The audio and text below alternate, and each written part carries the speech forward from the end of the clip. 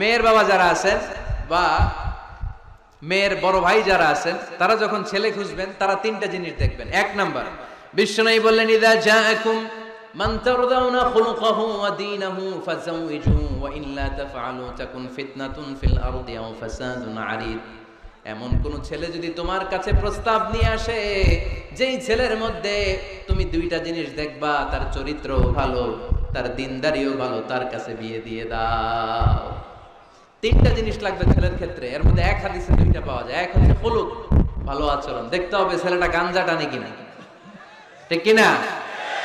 ছেলেটা মহিলা কলেজ শুরু হলে ওখানে দাঁড়িয়ে ইফটিজিং করে কিনা, 31st নাইটে কোনো মেয়ের ওন্না ধরে টান দেয় কিনা, টেন্ডারবাজি করে কিনা, চাঁদাবাজি করে কিনা, এলাকায় ত্রাস সৃষ্টি করে কিনা।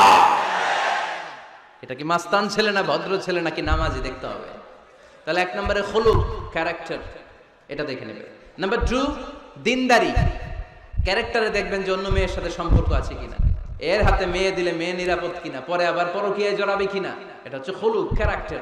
2 নম্বরে দিনদারি, মসজিদে যায় কিনা। 3 নম্বর যেটা দেখতে হবে, মেয়েটা ছেলেটারে পছন্দ করে কিনা। এটা দেখেন আপনারা? দেখে না? না, এটা করা যাবে না। জোর করে মেয়েকে বিয়ে দেওয়া যাবে?